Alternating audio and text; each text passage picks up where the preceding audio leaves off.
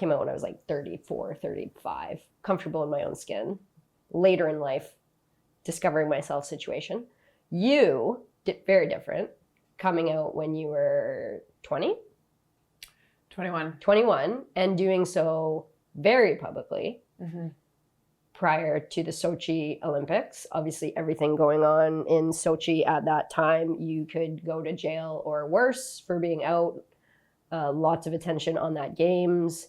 And you were, I believe, the only out Olympic athlete from North America in those games. That competed. And that obviously came with a lot. It came with a lot. And you've spoken about it to me, obviously, a bit. It was both like you felt like it was, you did so much and you were out and visible, but then there was a mix of like feeling like you didn't do enough. And like, can you talk about that a little bit? Yeah. Yeah, it's wild to think that that was over a decade ago and just the progress that we have seen. Yeah, what a different time it's already. It's such a different time in the conversations. In some places. In some places, that's, yeah. The conversation has evolved a lot.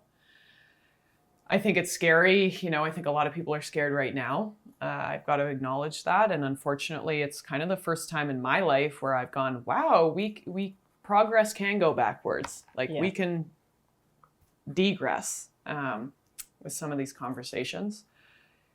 But honestly, it was one of the easiest decisions I've ever made in my entire life because I just thought to myself, if I do not use my story or my face or my name, I will regret this for the rest of my life because I knew I'd be on the wrong side of history. And I struggled so much when I was skating and in the closet because I just had no one to look up to and I had no one to talk to. It was like Rosie O'Donnell or Ellen DeGeneres, you know what I mean? And I'm like, I'm not a stand-up comic.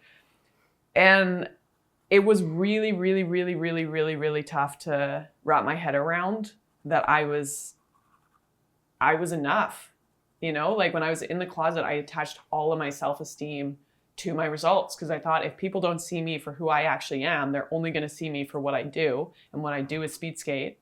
And so when I had a good race, like, yeah, it was amazing. And when I had a bad race, like I would struggle to get out of bed. And the anxiety and the loneliness and confusion that I felt off the ice, you know, with this all-encompassing struggle of coming out and finding the courage to love myself and, you know, the building blocks of the beautiful life that now we get to live. Like it was really, really tough. A league like this, and I know that I'm your wife, so I'm not objective, but like this can save lives. Because I just know, like with all of my privilege, you know how I grew up. I'm a very, very lucky human being, and I struggled that much. I can't even imagine someone that did not have the tools or resources that I was given and I have been given in life. So I'm just so proud, like truly. I mean, the soccer is great, but more than that, like soccer was never my sport. Mm-hmm. I'm just a sports fan and I'm a fan of human beings. And given that this has changed your sport so much and so much of the queer community, like that's almost something I'm most proud of. You know, like you're really giving people an opportunity to feel like they belong and that they're seen and that they're loved. And that is, come on. Yeah, man. I'm proud of you. Thanks. You know what is a very powerful motivator, which you just said there, is regret. The fear of regret.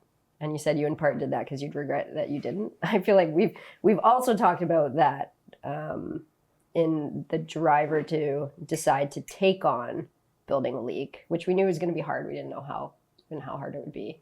Was this like thought like, oh, if we don't do it, if I don't do it, then like it's either not going to happen or someone's going to do it that doesn't really believe in what it can be, and then it's not going to work, and you're going to have the regret of being like, you could have done something.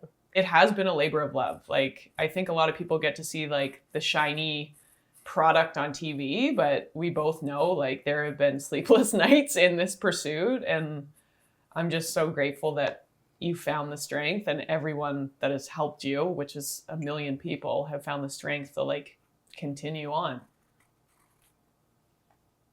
I'm proud of you. I'm proud of you. I still can never make a coffee that she appreciates though. That is a fun fact. I don't know what my wife wants when it comes to coffee, because I try and make her one every morning, and every morning it goes undrank. Right.